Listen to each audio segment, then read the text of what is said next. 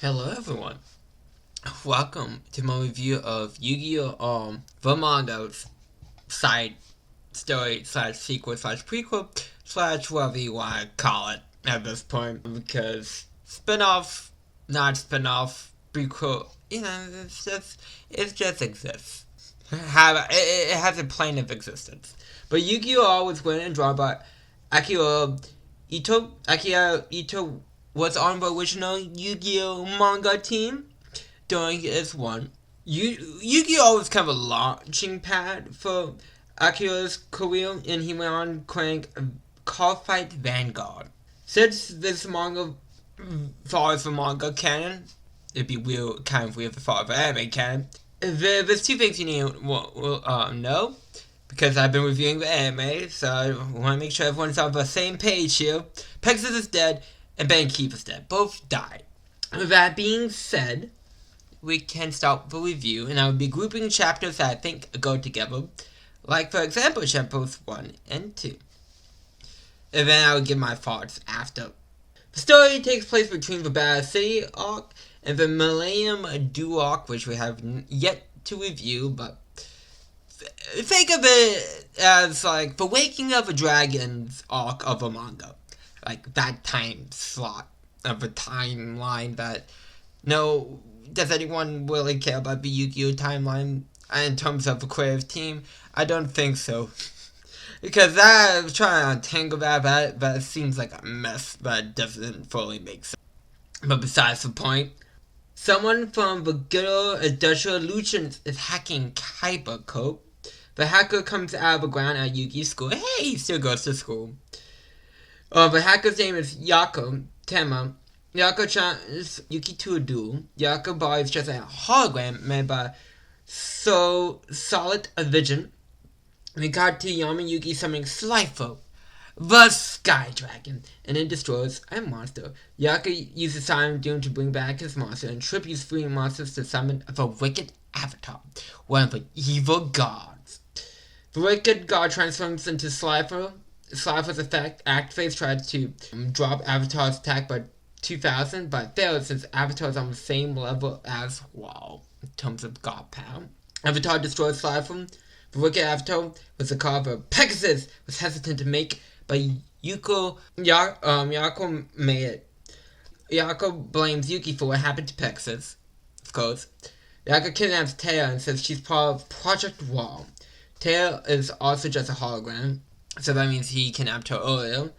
Yuki has to do his way through Capricorn to get Taya back. I mean, these two chapters are fine. It's enough of a hook to get interested in the story. And there's really not much else to say, because you go, okay, cool, there's an evil gods now. There aren't the secret beast cards, but to kind of just jump ahead a bit, okay, so in terms of the Wicked Gods being like copies of God cards, I think the effects are very excellent of doing so. But design-wise, not so much. I mean, the Wicked Avatar takes shape of whatever card. And the Wicked Wicked Dreadroot does look like Obelix. I give you that, but Wicked Eraser and Slifer. Then again, Wicked Avatar Spiel Mode with this ball takes shape. Actually, maybe these have more similar than I thought. And Wicked Eraser is so bit like Slifer. But I do have to give it to the Sacred Beast in terms of being evil god cards in terms of design. And the do effects kind of reflect a tiny bit somewhat of the god cards counterparts. So really, I do think the Sacred Beast does do like a tiny bit better job than the Wicked Gods, but again, just thinking about it just now a bit more, I think the Wicked Gods do a solid job as well. It's just slightly better from the Sacred Beast. There is going to be a lot of comparisons for a lot of different Yu-Gi-Oh! Shows that I have yet to cover, because I see similarities for a lot. So it's kind of funny a bit, but interesting. It's more interesting. Chapter 3. There are 13 professors, aka bounty hunters, that Yuki has to beat, starting with Duchess. and he had to be a card professor to move on in the building. If Yugi loses, he has to give up Vitea's soul card that he got from Duchess. The duel begins with Yamayuki setting a card and summons Queen's Knight. Duchess is set 2 cards and summons Yugioh, the moving fortress. Yamayuki summons King's Knight, which allows him to summon the level 4 1800 attack Jack's Knight. Yamayuki equips Jack's Knight with Lightning Bane for it to gain 800 attack. Jack's Knight attacks Yugioh, but Duchess use negate attack to negate the attack. Duchess tributes Yugioh to summon Castlegate. Castlegate cannot be destroyed by battle. Duchess use brain control on Jack's Knight to gain control of it. Castlegate lets Duchess tribute Jack's Knight to deal damage to Yamayuki equals to attack. Yamayuki tributes his 2 knights to summon Dark Magician. Duchess uses his face down card Forceful Deal by paying half of his life points and destroys all of his monsters. Duchess take control of Dark Magician. Yamayuki just uses his own seal to gain back control of Dark Magician, and Dark Magician attacks Duchess for game. This dude is okay. Nothing much more to say about this chapter. So we're moving on to chapter 4. Next card professor that Yugi is doing is Talia Mook. Talia sets the card and summons a Bloodsucker. Yamayuki summons Bea, the Magnet Warrior, and destroys Bloodsucker. Talia flips over Blood Coast, which lets us special summon Vampire Lady. Yamayuki sets 2 cards face down. Talia tributes Vampire Lady to summon Vampire's Coast. Vampire Coast always takes me back to World Championship 2008. But Vampire Coast destroys Bea. Yamayuki uses Soul Rope to pay 1,000 life points to summon Gamma, the Magnet Warrior. Yamayuki summons Gazelle, the King of Mystical Beasts. Yamayuki uses Unity Attack to make Gamma and Gazelle attack together to destroy Vampire Coast. But by paying with her blood, Talia can special summon Vampire Coast to come back with 500 more attack. Talia uses Evil Eyes of Correlation to allow Vampire Coast attack directly. Yamayuki tributes his 2 monsters to summon Bluster Blair. Yamayuki uses Balance to use the effect of Evil Eye of Corrosion, allowing Yamayuki to win the duel. This duel is also fine. Like, a lot of these, like, beginning duels I would have no fun on. It's just like, okay, they happen. Moving on. Honestly, I'm not gonna lie. There's not too much for me to say. I mean, Talia is cute. There you go. But chapter 5. Joey took Talia's Dudix. Joey fell for a booby trap and is falling through the floor, and Tristan is going after him. Joey's doing a card professor named Clemmuth. Clemmuth summons Ant Lion, which I don't think Ant Lion's put in the TCG, but Photon Hybernova has a card that looks exactly like Ant Lion. Forgot the name on top of my head. For what's in the future, I know you're editing this, and I know you're probably gonna be mad at me, but you know, do your magic here. Joey sets the card and summons Guildford on a Knight. Ant Lion makes Guildford lose its 500 attack and destroys Guildford. Clemmuth Eclipse Ant Lion with Laser Cancer against 700 attack. Clemmuth summons Wormdrake. Wormdrake and Ant Lion attacks Joey directly. Joey sets the card and summons Rocket Warrior. Clemmuth uses Double Evolution to make Ant Lion to gain an extra 700 attack. And attacks Rocket Warrior, but Joey uses Magical Armature to make Ant Lion destroy Wormdrake. So Clemmuth will take the damage from battle. Joey uses Roulette Spell to have Ant Lion spin in a circle, and wherever it lands on is the attack target, which it lands on Joey, but Joey uses Probability Change to redo the spin. It cannot land on Joey again. Ant Lion lands on Clemmuth, winning Joey for doom. The best part of this duel is after Joey wins, Tristan sends you more of a gambler than a duelist, which is very true. It's just the truth. The amount of times this man gambles and wins is astonishing. But that's what you get when you main character powers. But other than that, this duel is just okay. On to chapter 6. Yamayuki stays in court. He was the one who set the booby trap for Joey and Tristan fell through. Yamayuki sets 2 cards and summons Alpha the Magnet Warrior. Kurt sets the card and then summons Machine Surgeon. Kurt plays Ties of the Brotherhood to special summon Machine Defense and Machine Blaster by playing 1,000 life points. Yamayuki Setsukan attributes Alpha to summon Dark Magician Go. Dark Magician Go attacks Machine Defender, but Code uses Alert Alarm Yellow Word to summon Caterpillar Tank to block Dark Magician Go's attack. And then it counterattacks. Yamayuki uses Fast Firing Soka to stop the attack.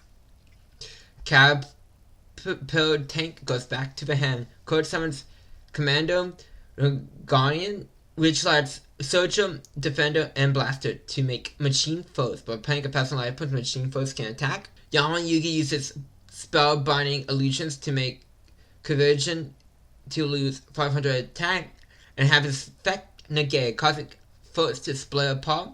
Yamayuki cheats. I mean, like, actually cheats. Not like Watch Mojo top 10 times Yamayuki cheats when it's just a bunch of Duelist Kingdom shit.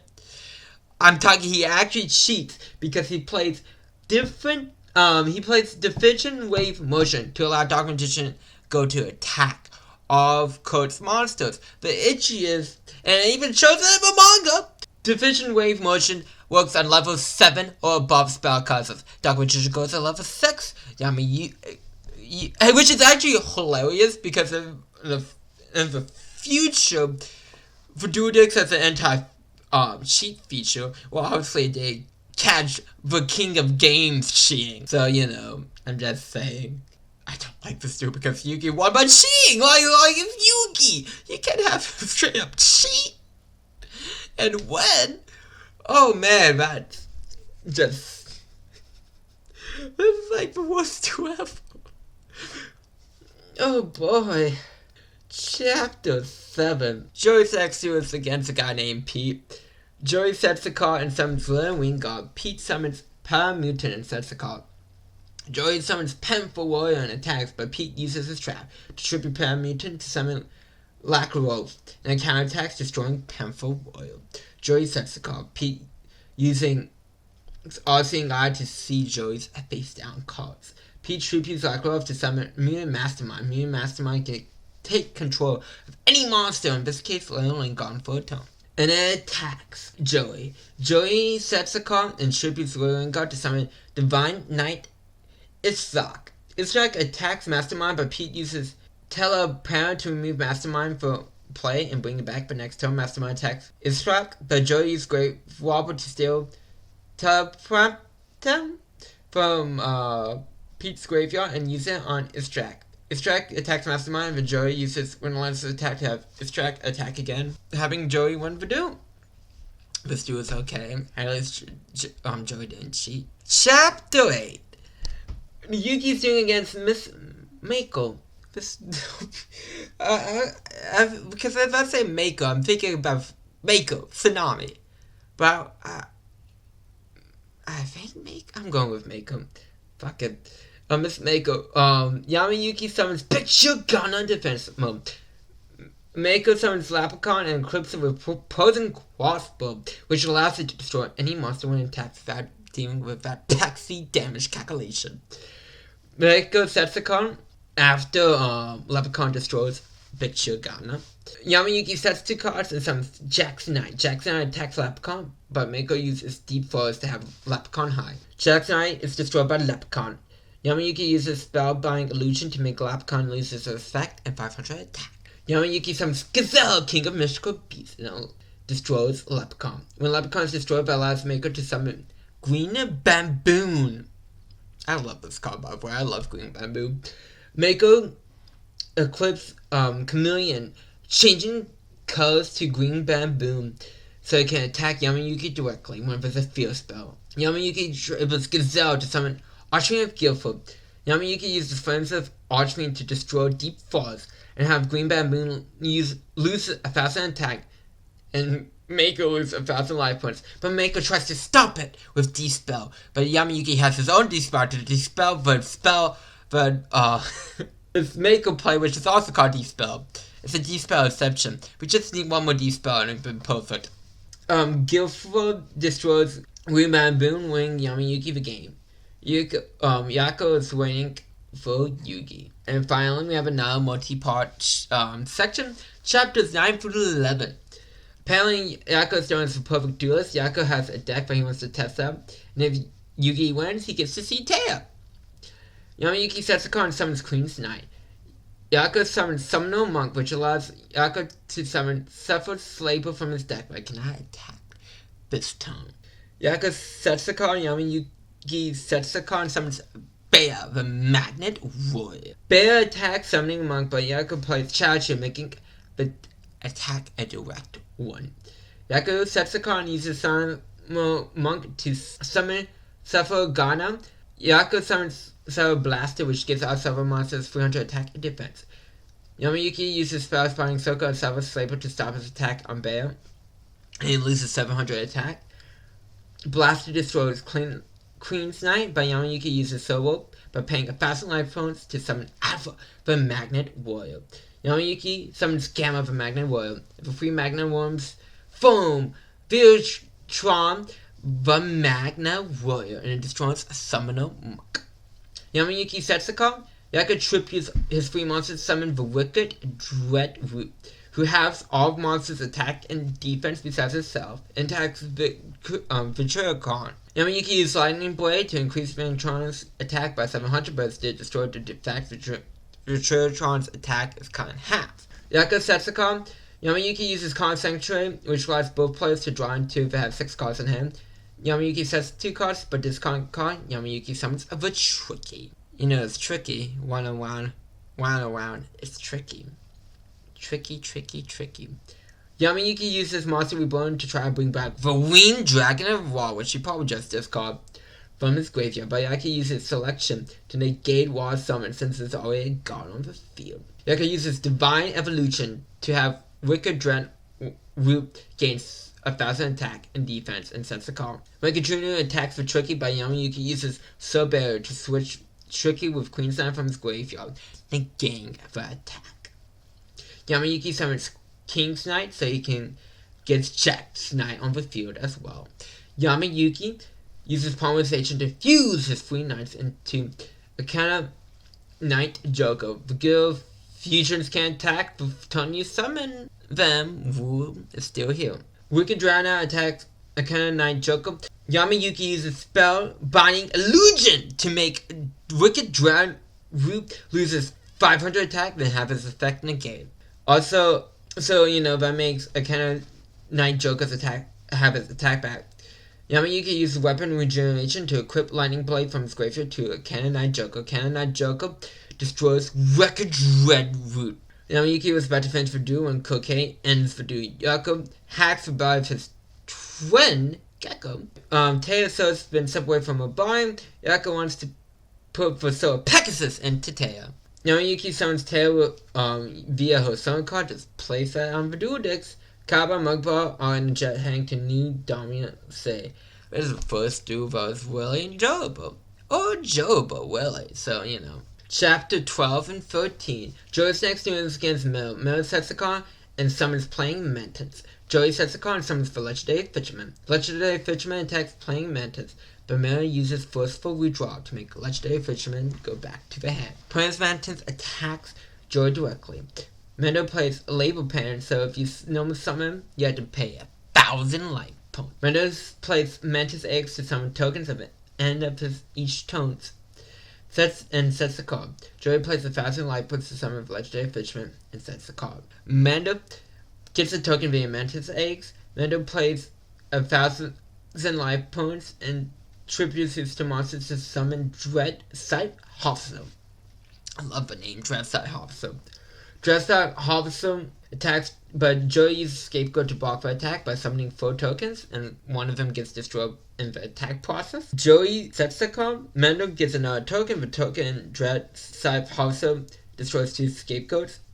Joey uses Cross Shift to switch a scapegoat with a Swordsman of Landstar in his hand. Joey tributes his 2 monsters to summon Jinzo by paying 1,000 life points. Jinzo destroys all Mendo's traps. Dreadside also uses his effect to tribute 2 tokens, one of them was summoned this turn, to gain 700 attack, and attacks Jinzo. Joey uses Shield Insult to swap for attack and defense of Jinzo, and Dreadside Hofso, but Jinzo is still destroyed. Joey uses Time Machine to bring back Jinzo with his OG attack. Jinzo destroys Dreadside Hofso. Mendo pays 1,000 to summon God Mantis. Joey uses stop defense, switching God Mantis to attack. Jinzo destroys it for game. Kaiba is at Kaiba Cove with Mokba being chased by a dragon, so Kaiba summons good old Blue Eyes. This duel is the best Joey duel so far. It's not definitely not as good as the last duel we just got, but you know, it's still decent. Chapters 14 and 15. In the past, Yoko tells Kaiba that he took over Kaiba Cove. Back in the present, if Kaiba doesn't play on the rules, his computer might get blown up. And, you know, he finds this out after laying safely after Blue Eyes and that mysterious dragon had a tussle. Kaiba's doing Willia. Kaiba sets the card and then summons Blade Knight. Willia sets the card and summons Lancer Dragonaut. Kaiba summons Volswell and then attacks with it to Lancer Dragonite, but Willia used Miss Bard to stop it from being destroyed. Kaiba sets the card. Willia sets 2 cards, then summons Axe Dragonaut. Willia plays card Hesychus to steal Kaiba's set cards. Axe Dragonaut destroys Blade Knight. Kaiba sets the card and summons Sword Stalker by tripling Volswell. Sword Stalker attacks Axe Dragonaut, but Willia's single no ability to have Dragonaut gain Miss Bard's effect. Willia uses Unitech, so Lancer Dragonaut and Axe Dragonaut attack together to destroy Sword Stalker. Kaiba uses Silent Doom to bring back Blade Knight. Kaiba sets the card. Kaiba plays cards down to make all his monsters in the hand. Loses 2 levels. Kaiba triples Blade Knight to summon Blue Eyes. Blue Eyes can just apparently counter spell effects. Okay. Blue Eyes attacks, but Luia plays delayed summon by tripping both his monsters. He gets to summon White Horn Dragon. White Horn Dragon those Blue Eyes attack and gains his attack as attack.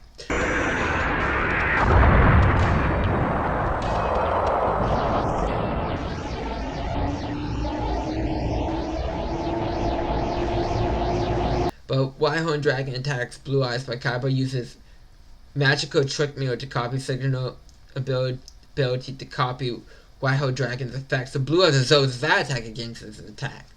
Blue Eyes destroys White Horn Dragon when Kaiba duel. This duel is okay. Again, it's just an okay duel. And I feel like there's not much to say. A lot of these card professors don't have personalities. And there's not much to say on them. So it's just like, you know, one by one kind of a thing. In terms of, oh, well.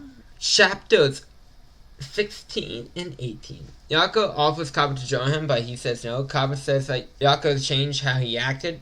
Pegasus was training orphans to be kind designers and duelists. For wicked gods damage Yoko's mental state, Taylor is picked to be the vessel because she's healthy. Not a duelist because duelists have a fighting spirit. And lastly, we heard Yugi. Ben Keith told Yako that Yugi killed Pegasus. Speaking of the ex-American champ, he's here. Gecko is doing Ted, because Ted is here, one of the cop professors. Ted summons Spike Rhinoceros and sets the cop. We get flashbacks of Pegasus calling Gecko a perfect duelist. The present, Gecko plays Graceful Charity to draw 3 and discard 2. Gecko sets 2 cards, then summons Lowing Elf. Ted sets a card, and then summons Speed Jaguar. Spike Rhinoceros attacks Lowing Elf, but Gecko uses Mirror Berry to protect Lowing Elf, giving it a Mirror Force-like effect for 3 turns, but Ted uses hand-to-hand combat to negate. Spike Rhinoceros destroys Lowing Elf. Speed Jaguar attacks Gecko for double damage. Gecko gets to draw a card thanks to Lowing Elf. Gecko plays another Graceful Charity, and then sets 2 cards. Banky thinks Gecko is flowing by playing 2 Graceful Charities. I mean, the card is banned for a reason. I'm just saying, Ben Keith. Gecko summons Thoroughbred Elf and clips it with Spirit Slayer, gaining 500 attack. If a monster it attacks, loses 500 attack. Thoroughbred Elf attacks Speed Jaguar, but Ted uses Shadow Spread to stop Thoroughbred Elf from attacking and dropping its attack by 700. Ted attributes his 2 monsters to summon Assault Lion, then uses Medicine Eel so that Assault Lion gains half the attack of a monster's tribute to summon him, and he gets Speed of Jaguar's double damage effect. Assault Lion destroys Thoroughbred Elf, but Gecko uses Amulet of Affection to reduce the damage to 0. Ted sets the card, as Gecko says he has no monsters in his hand. Yugi still believes in Gecko. Gecko uses Armited Reincarnation to spread some of the equipped cards as monsters, with 500 attack and defense. And the equipped spells have the effects as monster effects. Gecko uses power connection, so all of his monsters gain 500 attack for each monster with the same type on the field. So they gain 2,000 attack. Spirit Slayer destroys Salt Lion by lowering his attack by 500, but the rest of the equips attack for gain. Bandit Keith said he would take Yuki and Gecko straight to Yakko. And then we see Joey is now facing a Shadow's named Riku. Rico? This duo is great. I think this is a very fun duo. A bit different. You don't really see equips becoming monsters. So, it's nice to see something a bit different in these duos. But again, freaking Ted personality-less. It's cool to see Bandit Keith again, though. So, there's that. And Gecko is just he howls that way, doesn't have a personality. Just gotta save my brother, but from the wicked god's influence. That's kind of it. So, yeah, moving on. Chapters 19 through 20. Riku's new to doing. Joey sets a card and summons Alligator So. Riku summons Puppet Palm and sets 2 cards. Joey summons Little Wingard and attacks with both his monsters. But Riku plays blue and blue friendly fire to make Alligator So and Little Wingard attack each other. But Joey uses Dramatic Rescue to return Little Wingard to the hand. Joey re-summons Little Wingard. Riku plays Battlefield Tragedy to declare an attack. You have to discard 5 cards from your deck. Riku sets 2 cards and plays Promotion to make Puppet Pawn into Puppet Queen. Joey summons Guilford Varnite. Riku plays Will Guard action to make Will Wingard attack Puppet Queen. Then plays another Battlefield Tragedy, so Joey has to mill 10 cards from his deck to the graveyard. Riku plays Puppet Rook. Joey says doing his more fun when he attack. And the reason why she's scared of duels is because she isn't face to face with her opponent. So, Joey tributes Will Wingard to summon Guillotine the Dark Knight, who destroys Pawn Rook, and Joey mills 10. Joey sets 2 cards. Riku sets a card. Puppet Queen destroys Alligator So. Riku isn't sure what she wants to win by deck out. Joey sets a card. Riku tributes Puppet Queen to summon Puppet King. Joey uses Pawn Stitching to fuse Guillotine and Guilford to summon Guilford the Magical Steel Knight. Puppet King attacks Guilford, but Joey uses attributes to have a half of Guilford's defense add to his attack, destroying Puppet King. Riku uses Verbal 5 to bring back Puppet King, but Joey uses repeating attack like Joey to attack directly in. Joey freaking used Riku's gene 100%. A bit about teamwork, and I've learned it by watching you 3. Which is why I'm stumped. Why you would want to win this way. Beating me by taking away what's most prized to a duelist, his cards. I thought you had more heart than that. I thought you would have wanted to win with force, not by finding some technicality. But this is worse, because Riku's a new duelist, and Joey was on the rope. And Tristan pointed out, you would have won if you didn't say, oh, attack me. So, this 2 gets 2 thumbs down. And she's cute too. Joey, you pulling a cute girl to win a children's card game. And I'm happy that you bumped into a dead end. But, Tristan and Joey bumped into Mokuba. And Kaiba's found Yuko. Have I called him Wacko? I think I might have. Yuko. Chapter 21. I basically gave my thoughts for those 2 chapters away. But yeah, moving on to chapter 21. Yuko gets smashed by Kaiba's briefcase. Yuko's using dual monsters to help bring back Pegasus to life because he put little of himself in every card. Yuko brings up Bella City, memory flashbacks, like, Kaiba seeing the past via War, and when him and Yugi see the past when Obelix and Cypher destroy each other. And when Yuko talks about souls, Yuko talks about how he brought Bandit Keith back to life. But why you bring back Bandit Keith? You recognize the Bandit Keith was killed by Pegasus, but you're like, oh, I brought him back. But you go, I love Pegasus so much, man. Blah, blah, blah, Pegasus, blah, blah, blah, Pegasus. But you bring back someone he killed? makes perfect sense to me. And the more people do, the more Pegasus still becomes one of the cards, which is the goal. So, you can bring him back. So for those, don't feel pointless. You're already doing a step above Virtual Warlock and that, making duels have purpose. 2 card professors, Witchy and Desperate, show up where Yugioh is. Witchy knocks out Benki. Benki gets up after everyone leaves. This chapter is just a bridge exposition, so it's fine. Nothing too crazy or too wild. Chapters 22 through 24. Desperate wants to do Yugi. Desperate is aware that there's 2 Yugis and wants to do Yama Yugi. But Yugi no more Yugi, because Yugi's like, Yama Yugi's tired. Yugi summons Toad Soldier and sets the card. Desperate sets the card and summons Ever Abductor. But discarding the card, he gets to take control of Toad Soldier. Ever Abductor and Toad Soldier attack Yugi directly, but Yugi uses Sand Fortress to make that damage 0. Yugi sets the card and then summons Sand Swordsman level 0. Desperate sets the card and tributes his 2 monsters to summon the Reluctant. Zera attacks Sand Swordsman, but Yugi uses Time Jump so Sand Swordsman becomes level 3 and gains attack.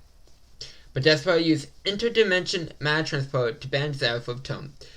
Desperate uses Cosmic Space, so monsters gets a counter for each level it has, and you lose all of you use counters for every tome passes, and when you have 0 counters, you get destroyed. So thanks to Turn Jump, that destroys Sand Swordsman level 4, which because that made 3 turns pass, plus end phase.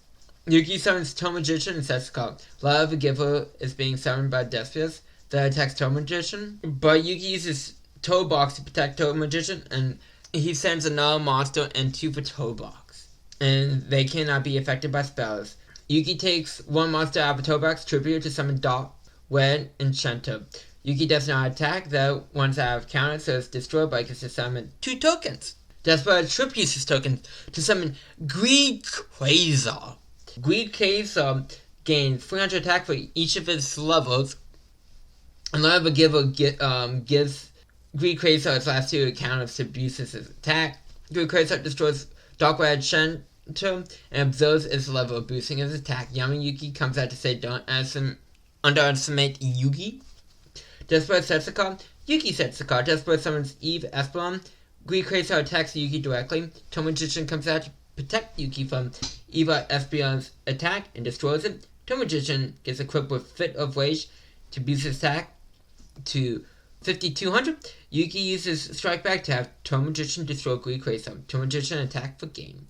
Yeah, this was a fun dude. It's nice to see Yugi do. Honestly, so that's always a plus. And he kicked ass, so can't complain. And also, there's a random special chapter. I was originally gonna cover it, but then I realized that if I cover it, I'm gonna go, okay, this is what happens. I have no thoughts.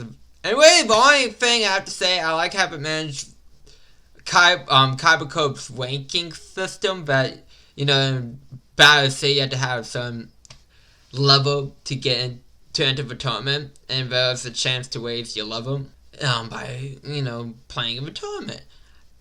But, the mini tournament that I have, so that was nice, but other than that, a special chapter, I have no thoughts. There's I have nothing, except for maybe to justify the first promo card of Volume 1. That's it. I'm not even, again, it's not even, I don't think it's even worth covering. It's not like, oh, this is fun. It's not really bad. It's just there to exist. So, moving on to chapters 25 through 27. Yugioh explains that the evil gods were made to keep the Egyptian god cards in check. Kaiba challenges the Gecko to a duel, which he challenges Gecko to a duel because he feels betrayed by him. Gecko sets 2 cards and summons Learning Elf, which he summons Twin Gunfire and sets 2 cards. Twin Gunfire attacks Learning Elf, but Gecko uses Shield Reflector to bounce the attack back. But Witchy uses Mirage, so cards he controls cannot be affected by spells and traps, and Witchy cannot be attacked directly. Twin Gunfire deals damage equal to its attack to Gecko, but Black Dudex is only won by the number 1 card professor, aka Witchy. Gecko sets a card and summons a Wonder Beat Elf, who can attack additionally depending on the number of elf monsters on the field. Wonder Beat Elf attacks 10 Gunfire, by which he uses Thief Whip to steal Shield Reflected, so Gecko takes damage from his 2 attacks. Gecko says that Wishy has won because he lost Pegasus, which he summons Peace Mexiteal, and in Twin Gunfire attack, Gecko uses Holy Sacrifice to use Learning Elf to absorb the damage, which he sets a card. Gecko uses Honor Seal to get back Shield Reflector and equip it to Wannabe Elf. Gecko uses Sacrifice of Grave Goods to treat Wannabe Elf as 2 tributes as an equip to summon Ancient number 7, which makes it so your opponent can use monster effects. Ancient number 7 destroys Twin Gunfire. Gecko sets a card, which he sets a card and summons Grandier, which he switches Pierce Max Teal to defense. Watch, its effect has ended, because it only lasts for 3 turns. Gecko summons Boomerang Elf and attacks with Ancient number 7 to destroy Wishy's monsters. Wishy just passes his turn and somehow that causes Gecko's life points to drop to 0. You lose! Good day, sir! Tristan and Joey are being up goons to protect Milk, but a flashback of how Gecko lost, which uses Dazzling Resonance to make Ancient number 7 Boomerang Elf attack each other, but Gecko uses Emerald of Reflection to reduce the damage to 0, but which uses Glazing Blood, making Gecko take damage equal to the attack points of his monsters, making him lose. Back to the present, which he says that Gecko lost because Gecko wanted to save his brother and was acting without thinking. Yuki and Gecko now have a card Professor challenge now. Ben keeps challenges Witchy to do. I think this duel is fun. It doesn't solve any consequences of the grand scheme of things, but it's a fun duel. So, there's that, but this duel doesn't have any consequences. So, yeah. So, moving on to chapters 28 through 30. Kaiba vs. Yako begins. Kaiba sets a card and then summons Materia Bat. Yako sets 2 cards. Kaiba summons Materia Iron and attacks directly. Kaiba sets a card. Yako is setting a card. Kaiba summons Materia Scorpion and then fuse Lion, Scorpion, and Bat to summon Mosaic Manticore, which was printed in Crossroads of Chaos, which we just opened on my Twitch a bit. Actually, you can still see kind of the cards on my table. I haven't organized them yet, so, there's that. Hashtag plug for Twitch. Yako uses Chronic Deja Vu to get a copy of Mosaic Manticore.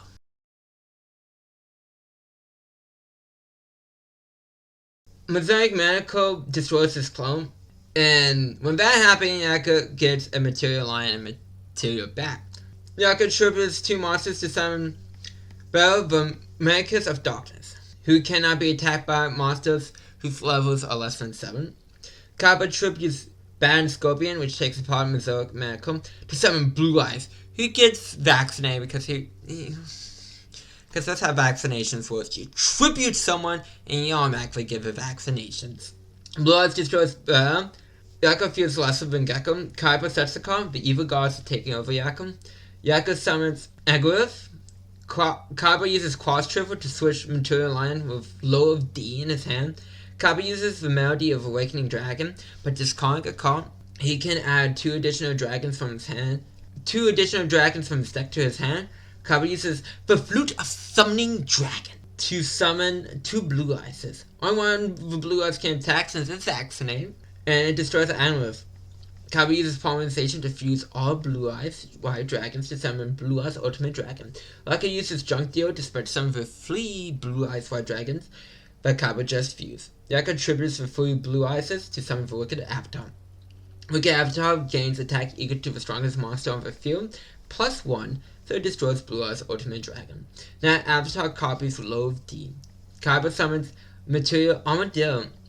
Like, Yako uses comparable level to summon monsters equal to Armadillo's level, so Yako summons 3 monsters and tributes them to summon Wicked Dragon. Wicked Avatar copies Dragon. Yako uses Power Clap to let Wicked Dragon attack all of Kaiba's monsters.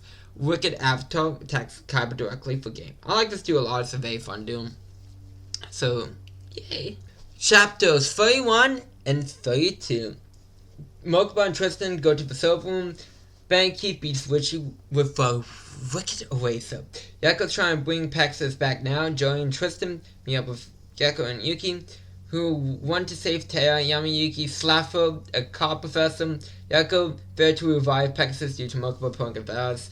And during a duel, Bankeep versus Witchy and Yamayuki versus the random car professor.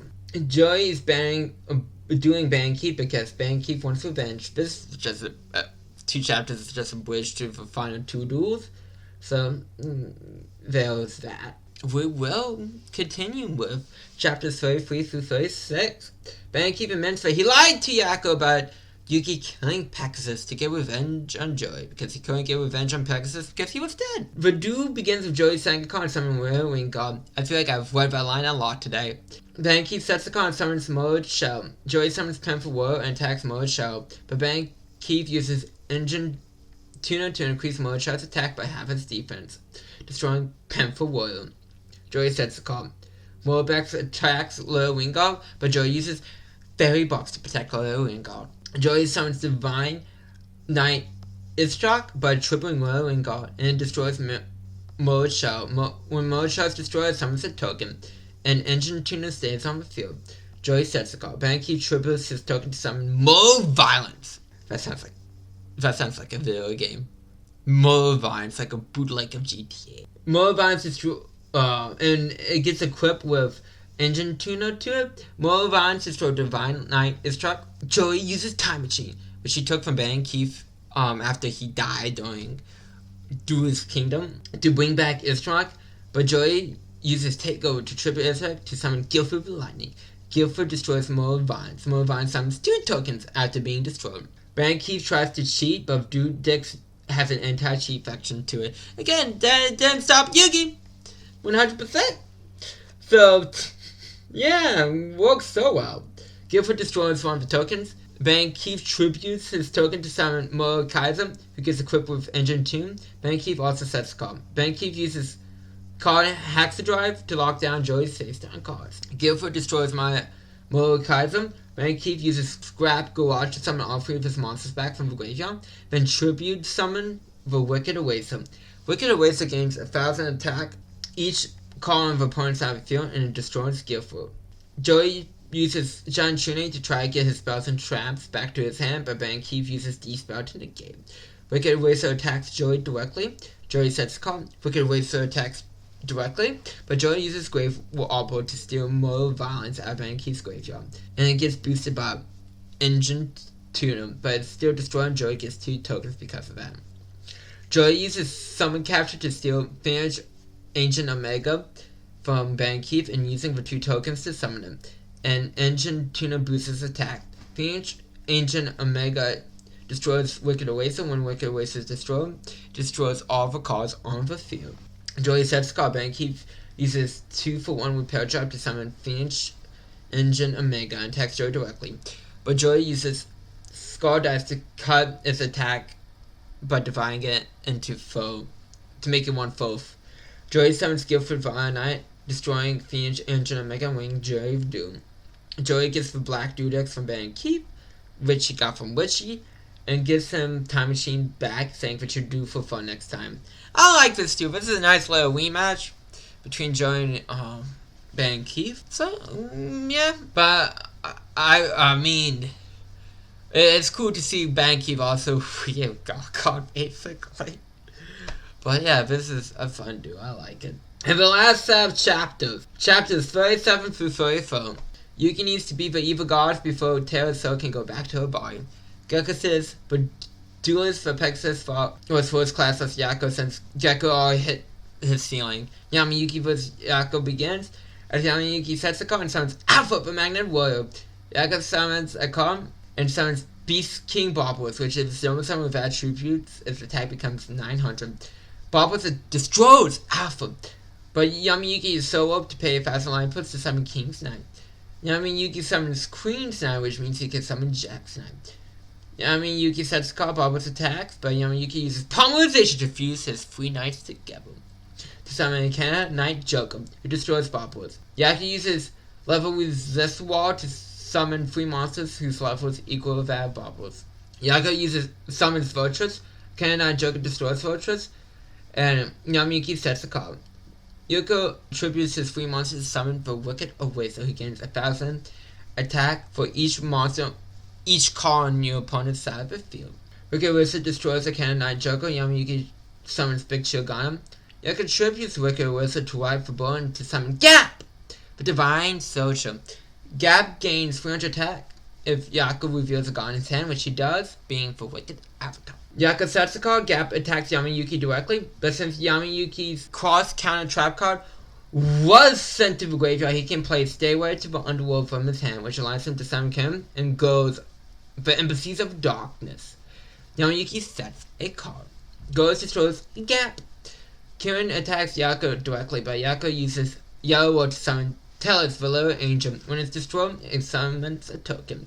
Yugioh uses Multiply to get 2 more tokens, then tributes all 3 tokens to summon for Wicked Avatar. Revival of Pegasus starts again since Wicked Avatar was summoned. For Wicked Avatar is a copy of Ghost, but with 1 attack point more. Wicked Avatar destroys Karen. Yugioh sets card. Yamiyuki discard a card to summon for Tricky. Yamiyuki uses Union attack, so Tricky and Ghost can attack together. But Yugioh uses Loss of Strength from Tricky to make his attack 0 and unable to attack, so Ghost gets destroyed in this battle. Yamiyuki sets card. Yugioh uses Fiend Sanctuary to summon a Metal Fiend token, which has the same attack points as Yamiyuki's life points, which this causes the Wicked Avatar to become Yuki. Wicked Avatar attack Yamiyuki directly, but Yamiyuki uses Souls of Living Light to stop the attack and any attack for 3 turns. Yugioh sets 2 cards. Yamiyuki uses Monster Recovery to give the Tricky back into his deck, and he draws into his 5 cards in his hand. Yamiyuki sets 2 cards. Yugioh plays 1,000 life points to keep Metal Fiend token on his field, and uses D-Spell to get Will of Souls. Yugioh tries to get Yamiyuki to think that Yuki hates him, but Yuki steps in and says that's not true. Kaiba points out that Yugioh feels inferior to Gekko.